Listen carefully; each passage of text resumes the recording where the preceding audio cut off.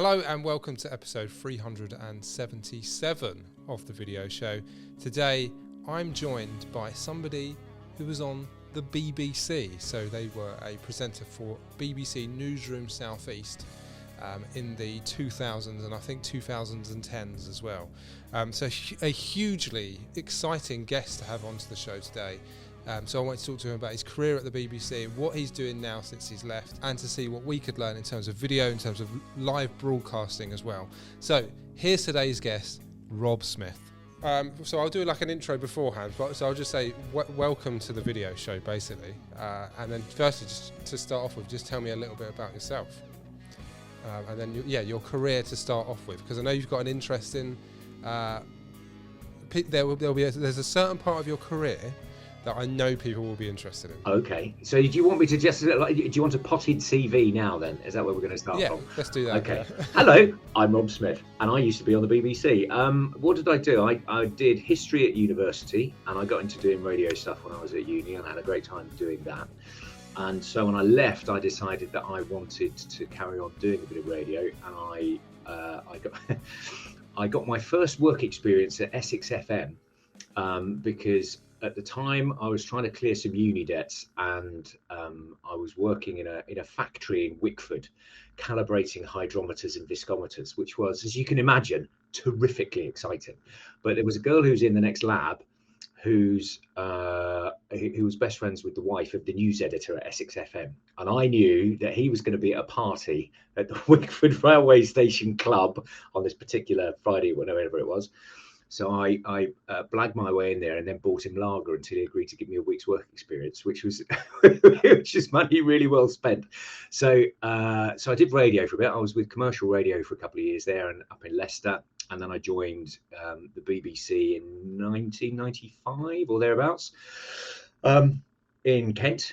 So BBC Radio Kent, which was based in Chatham. And I was there with them for a number of years, and they moved over to Tunbridge Wells in about 2001 when they started up the BBC South East TV service, because before then they used to have Newsroom South East, which was basically London and the South East. So it was Kent, Surrey, Sussex, Berkshire, Hampshire, Hertfordshire. It was a huge patch, and that meant there was basically no news ever came from Kent unless it was either a really, really gory murder or apples or ferries. They were the only things that the London newsroom was really interested in stories in Kent and Sussex. It got even less, but something funky in Brighton possibly, but beyond that they weren't interested. So they eventually did set up this Kent and East Sussex newsroom, and because I was already at Radio Kent and physically in the same building as the new TV operation, it was relatively easy for me to kind of step over from one side to the other. And so I was a VJ for 8 years or so. That's a video journalist, so going out and shoot editing my own stuff on a daily basis. And then I became a presenter over time. I did more and more stuff in the studio, and I actually presented the 6:30 evening news program, South East Today, 5 nights a week for 11 years, which I think I haven't done the maths very specifically, but it was about 2,500, 3,000 episodes of actually, doing that program. It's a lot of broadcasting. So yeah, and then I left the Beeb 2 years ago. So now I'm doing my own thing. So let's go into what you're doing now, and then I've got some questions about what you've just said as well. Okay. I sort of burning questions, but what is it you're doing now? I'm doing a whole bunch of interesting things. The one thing I didn't really want to go straight back into news when I left the BBC for a whole bunch of reasons. And so having been part of a big corporation for a long time, there's lots of rules about what you can and can't do under BBC impartiality and that sort of stuff. So what I really wanted to do was just say yes to some things and to see what they felt like and to see how I liked them and if I was any good at them and that kind of stuff. So over the last 18 months, I've primarily been doing kind of videography related stuff for SMEs and for local authorities. But I've also done a whole bunch of other things like media training and presentation coaching, and I've even done some product photography, believe it or not. So there's been sort of like quite a broad spread of bits and pieces where I've just tried on different hats to see how I like wearing them and whether or not people are prepared to pay me, which is the other crucial in that sort of Venn diagram of life. There's like things I like to do and things people will pay me for, and I'm trying to work mostly in that little sliver in the middle if I possibly can. Have you found that being like having a name from the BBC, have you found that's helped you at all? I don't think it's hindered me. I think it's one of those things where it's a good foot in the door as a conversation opener, but ultimately, if what you do isn't any good, nobody's going to ask you back again. So, you know, that's the long and the short of it. So it's kind of like one of these things when people talk about, you know, the kids of famous people and they're just wafted into an easy life. Sometimes that's true, but mostly people will give you the opportunity to see what you can actually do. But if you're no bloody good, then people aren't going to use you again, you know. So that's the long and the short of it. The thing that I have been really pleasantly surprised by since leaving the BBC is that the business world is much more friendly and supportive, and if you ask somebody a question, they'll generally give you an answer. If you need a hand, people will generally help you out. And you know, we first connected through like an online what do you call it, networking group kind of thing. Yeah, we can say the name of it as well. Yeah, so like the Creative Collective. Yeah, a tiny bit, like the one person watching this will appreciate this. Yeah, it's called the Creative Collective. So yeah, it's a really good yeah, one. we first connected through that and just had a conversation, and it was really good to be able to kind of just talk through stuff. And before actually being in the business world, my impressions of what that meant were kind of a bit cartoonish, I suppose, really. That, you know, you have Dragon's Den and you have The Apprentice and you have the way that business people are generally portrayed in the soap world, and they're all kind of backstabby and hard, and they'll turn you over as soon as you look at you, and that it's a, you know, rough, tough, competitive world. Well, most people that I've actually met in real life are just not like that. All the people I've actually spoken to and have asked for help from and have and done work for and with have been great. So I found that to be a really kind of life affirming, positive element of it. So yeah, it's all good. Yeah, I think you sort of attract the people that you end up like you like to work with, and the people you don't work with are the people you sort of automatically distance yourself from them anyway. So you never end up sort of meeting them or having like long-term relationships with them, because there'll be something at the start, like if you meet them, like you just don't get on, or there'll be a slight feeling. Yeah. But that, I think that's very, very rare. Like I can't really think of anyone, and I've been doing it for like 12. Yeah, I was working out today. It's 12 years. So yeah. It's just, but yeah, overwhelmingly, that people just want to help each other, and I think that's how you get by, and that's how you get the longevity as well. Is if you're helping other people, you're seen as one of those people that like a part of the community. Yeah, so totally. Really, I mean, there's that phrase "givers gain," isn't there? Which is the more you put in, the more you get out. If you help other people, they're much more likely to help you. So, so of all the things that. Of all the things that you're doing, that you do since you left the BBC, what's been your favourite or like most successful? And is there like a crossover there? It's because they're all so diverse, and my sort of plan is over the next year or so to kind of niche things down a little bit more, and to actually start saying no occasionally to things. You know, having had 18 months, 2 years experience of doing stuff. Actually going, right, I'm not going to do so much of that, but I'm going to do some more of this. So the bits that I've really enjoyed doing have been around the actual creativity in filmmaking, where you can actually go and meeting people, talking to them, telling their story. That's the stuff that I've really kind of enjoyed doing the most. Probably the thing that paid the most money was some local authority work, which involved making a film campaign for a very specific project. But it was one of these things where there was so much political sensitivity around what they were wanting to do and why they were wanting to do it. It just dragged it on for months and months and months. And it's one of those things where you have to keep going back into revisions on the edit and the wording of things. And then they go, oh, we can't actually mention that bit now because of something else has gone on. So you end up having to then redo the edit again. And after you've been doing that for 6 months, you kind of get to the end of it, you go, I'm bored of this now. You know? But it was massively important financially for my, you know, for the overall year. But by the same token, it was one of those things that it kind of, it's difficult to maintain the spontaneity on something that you've been working on for that length of time.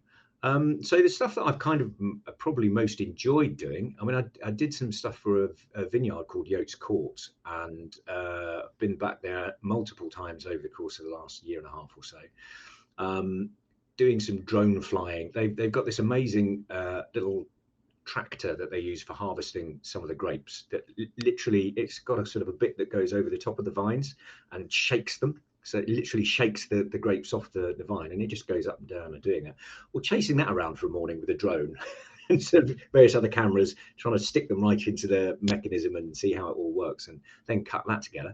That was great fun, that kind of thing. I quite enjoyed those kind of processes where you see the mechanics of how stuff is going on, and then show that in an interesting way. Those are the kind of bits. Yeah, you wouldn't necessarily know how that was done otherwise if you weren't doing something like that. No, I mean, picking grapes. Oh yeah, you pick them and then you tread on them with your feet, don't you? That's what I learned in primary school. Yeah. That's how they still do it. Yeah. In terms of, you mentioned as well, you've done presentation training. Mm-hmm. Is there anything in there that you could sort of tell our viewer? Like what kind of things do you sort of... Our viewer, just the one. Yeah.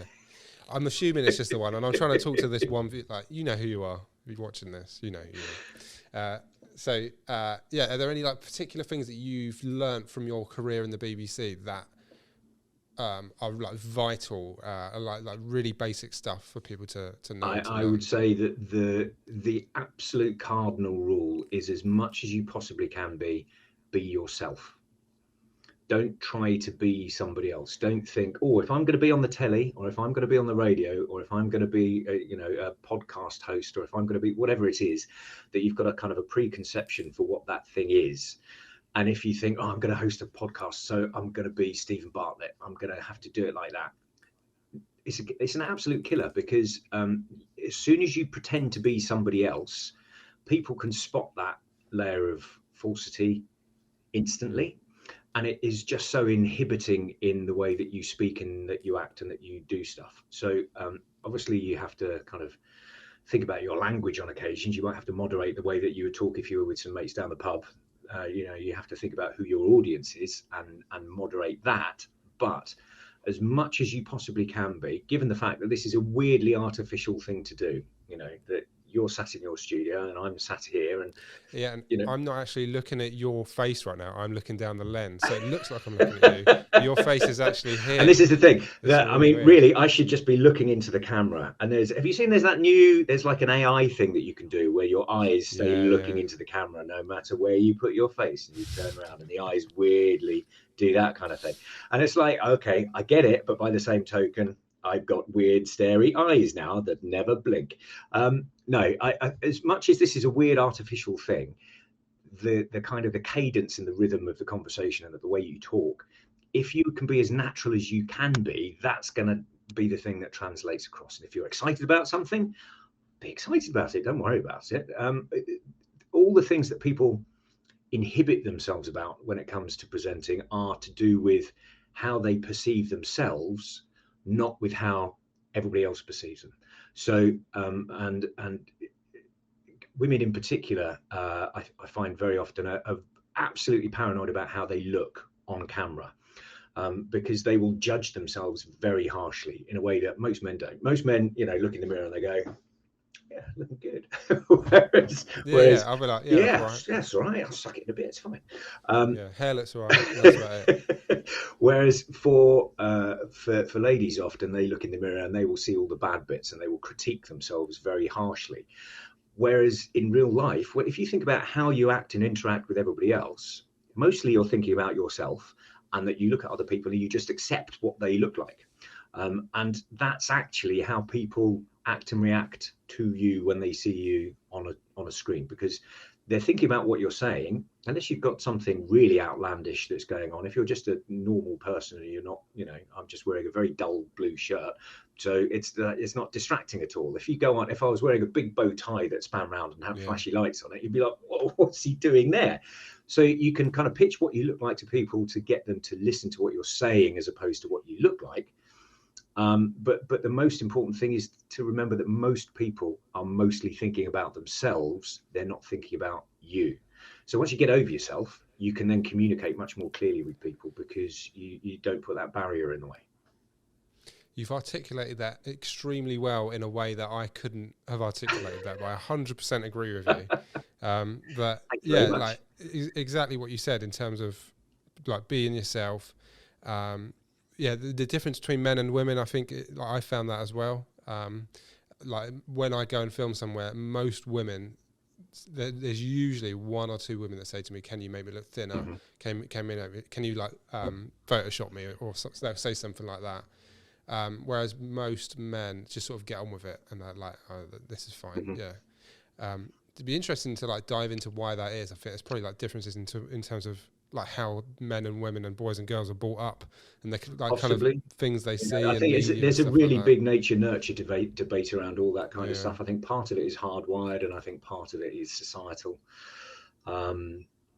It's not an easy thing to cure or to get over. But what I would say is that for anybody who broadcasts or podcasts or is in front of a camera or a microphone a lot, you reach a point where you stop caring about that kind of stuff. And that's the point where you can be most naturally yourself.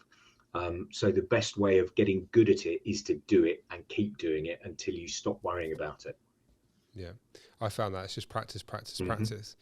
One of the things I learned in lockdown as well, so I was doing a lot of live videos, and this is something I wanted to talk to you about as well, was like everything can go wrong at any point, and it's just about dealing with that and just sort of rolling with it and fixing it.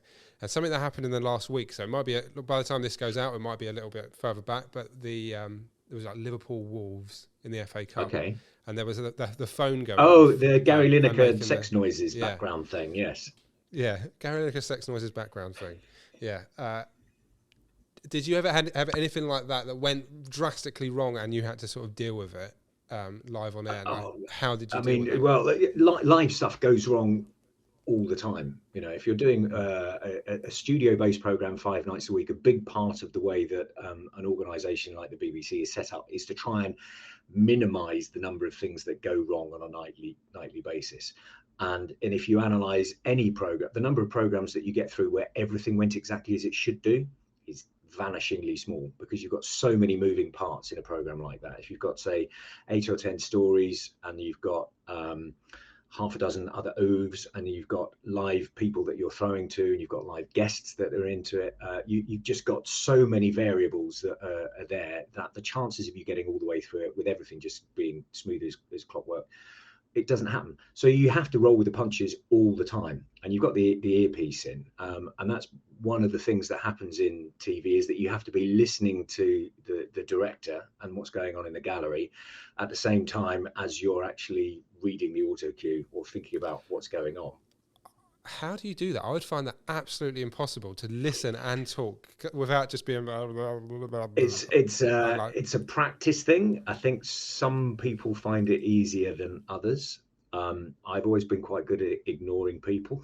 So it's one of those things. I try and filter 90% of the noise that's going on in the background out, and just try and pick up on the really key things, so that you're then concentrating on what you're doing rather than trying. If you're listening for everything all the way through, then you are going to stop and listen. You know, it's really difficult to genuinely listen to what's going on in your ear and talk. It's that patting your head, rubbing your tummy. Sort of separate your brain a little bit. Yeah, because I guess like sometimes my wife's talking to me and I'm doing something and I'm just concentrating on what I'm doing, and then she'll tell me like 2 weeks time, like, "Oh, I told you about that," and I was like, no, did you you didn't have eye contact, did you didn't make me write it down, you didn't tell me, hold my face, you talked, and tell me. Exactly. Yeah, no, I'm absolutely with you on that one. Drives my wife up the wall as well. I mean, it's definitely a man thing, but yeah, no, and the thing is that once you embrace the fact that you're in a chaotic environment and that you're doing your best within it, just do your best and then try not to worry about it too much. Because again, as a viewer, when you're watching a live feed, what will make you nervous and terrified is if you see that the person who is presenting is nervous and terrified. So if they're there and they're like, and then they stare into the camera and wait for the instructions, and you're just like, oh my god, you can feel your own heart start to pound on their behalf. It's just a horrible, terrifying thing to see. Whereas if you just go with it and you make a bit of a joke of it, and you accept the fact that things go wrong, and you're honest about that, then you'll bring the audience with you. That they will see that you're in a bit of a pickle, and they'll, they say, oh, it all went wrong, didn't it? Oh, well, never mind, he got out of that. Okay, you're on the same side then. So that's the crucial thing, is not to be too tense and worried about the things that can go wrong, because stuff will go wrong. So don't worry about it. Just do your best to kind of explain what's happening and get on to the next thing.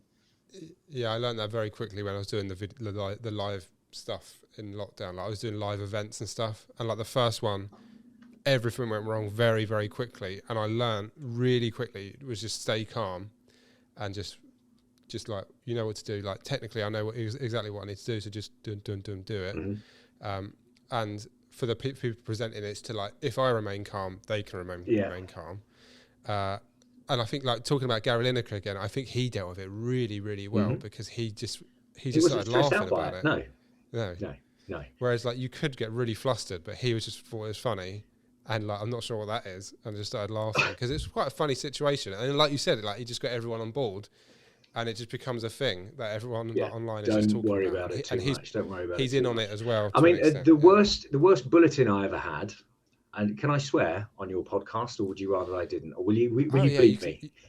You can swear, it's fine. I don't tend to swear. Well, it's this particular story. So it was a bank holiday weekend, and the guy who was in the gallery, when you're broadcasting these things of a weekend bulletin, it's a very skeleton crew. So there's me in the studio, and then there's the guy in the gallery, and that's it. So the cameras are all set up beforehand. You've got your scripts prepared. You print your scripts out on the paper, and then you've got everything that should be lined up as it is. And then the guy in the gallery has to just go through pressing the buttons. He's literally calling the shots and telling you, which camera to look to and whatever. And then the system went down, and this particular chap, and I won't say his name, but people who've worked at Southeast today will know exactly what I'm talking about. He left a long time ago. But I'm sort of in the thing, and I'm doing the first link, and it gets to where the VT should play in, and nothing happened. And I could hear him pressing buttons. Fuck. Go to the next one. Okay. So I was like, oh, we can't. We seem to have a problem with playing that. I'll do the next one. And exactly the same thing happened for the next thing. All I got as instruction from the gallery was hearing him thumping the desk and going, fuck. It's like, okay. And so I literally had to read through. It was, I don't know how many tapes there should have been in there, 4 or 5, and read through all the links, and then got to the end, and there was still like 2.5 minutes to go. So I read them again because that's all I had in the studio. And then you get to the end of it and you go, sorry about that. We had some technical problems, but now back to London. And you get out of it, and it's like I thought it was the end of the world at that point. I thought that it was just going to be a disaster. I get sacked or something like that. And in fact, do you know what? Nothing happened at all. There was a bit of an internal debate over exactly how all of that had gone on and how it came to be, and how you handle situations in the future. But that was early on in my broadcasting career. So you have to have these searing experiences from time to time, you do. And then survive them in order to realise that's all right. It's fine. It's through those mistakes that you learn all these lessons. So like that would not happen again after that. And if it did, then you know exactly how to deal with it. Yes. Or you deal with it differently, or you just appreciate the fact that it's not necessarily the disaster that you think it is. So yeah, nice. So in terms of what you're doing now, is there anything like you're looking forward to in the next few weeks and months that is coming up? Well, it's an interesting thing that I've been having. I said that I'm looking to kind of narrow down a little bit more of what I'm doing over the next year. So there's kind of 2 broad spreads of things. I'm doing some more podcasting. And those are kind of paid for specific podcasts on subjects, and the subject matter stuff that I'm really quite interested in at the moment is all this stuff around sort of decarbonisation and environmental protection related stuff, and how business ties into all of that.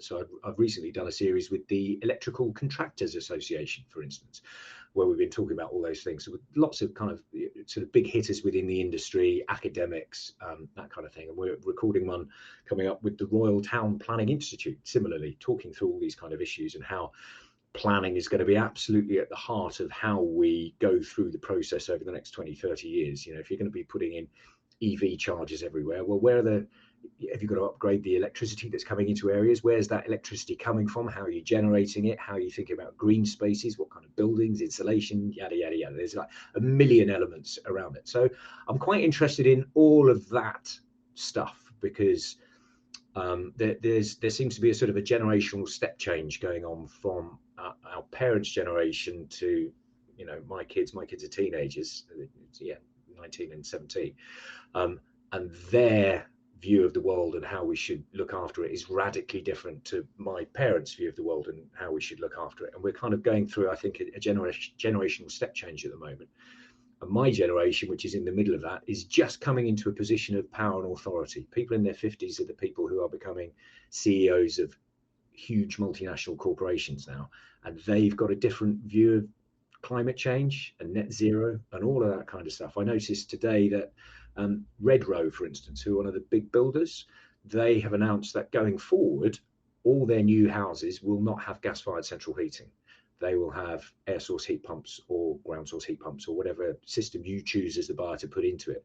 But they're primarily going down the air source heat pump route. They're not going to be fitting gas-fired central heating into their new homes. They build 5,000 homes a year. So you're talking about, you know, it's quite a huge investment, a huge change. You've got to think about all the planning elements that go into that, all there's a million things around what that actually means, supply chains and everything. But that's quite an interesting step change. So that's one sort of big, broad thrust of stuff that I want to do, talking more about innovation and business and the environment and how all of those things can fit together so that we've got a planet, a civilization to hand on to the next generation, that it doesn't just all fall apart. So that's cool. And then the other side of stuff is that what I've also realized is that as a filmmaker and a storyteller with businesses or with any organization, whether it's a small business or whether it's a local authority or whoever, or charities, the storytelling of whatever it is that you're wanting to put out there, you have to think about in a different way now to 20 years ago because of the fact that the internet has happened. So you have to tie in your video messaging on your website, with your YouTube feed, with your social media feeds, with your sales process, so that all of these things are actually part of a seamless thought process. It's not a separate thing anymore. And most businesses, I don't think, have got their heads around this yet. So there's a huge opportunity there, I think, for creating a sort of a media agency, which is that central storytelling thought process around what is your business, what are you trying to do, and what are the things that you actually do differently to everybody else. And then telling that story consistently through all of your feeds. So you're talking about your the web design, the SEO, the feeds that you actually put stuff out on. You know, are you B2B? Is LinkedIn your primary social media feed, or are you B2C, in which case you're looking maybe at Facebook and Instagram for doing stuff? How you use your YouTube channel to build a sort of library of trust and expertise, and how you can use that on your website. All of that stuff, in my head, needs to be a single seamless thought process. And I don't think enough people have got their heads around that as a thing yet. And that's what I'm wanting to start offering more and more, where you then will be using a whole bunch of other talented people to come in and do those individual bits as part of it, but you as that central point will actually go, this has got to be part of a seamless thought process. So that's the other broad thrust of what I want to be doing over the next year or so, creating that new agency model. So everyone's pulling in the right direction, same direction. Yeah. So nice. That as a business, cool. When you land on you see something on their social media feeds and go, oh, that's interesting, and you click on it, you go to the website, and then you kind of fall down a rabbit hole of information about them and their product, whatever that is, or them and their story, whatever that is. The information good information that you can give them.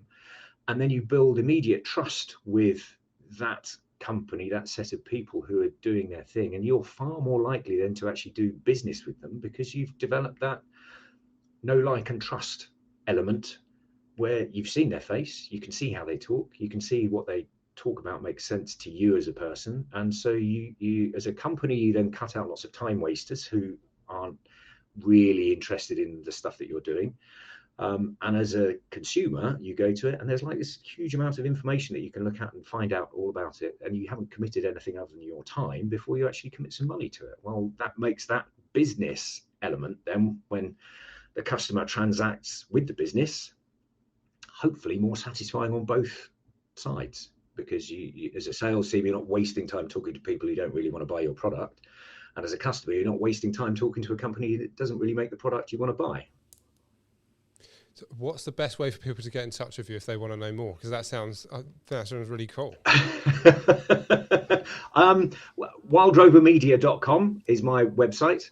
And that's going to go through a bit of a radical shift, I think, over the next year, because that's very basically set up at the moment. And, the thought processes that I'm having, I'm starting to put into place. So don't go and look at that website and then go, oh, he said all this stuff and this is rubbish. Well, yeah, I know it's rubbish at the moment. It won't be in a year's time. It's definitely work in progress.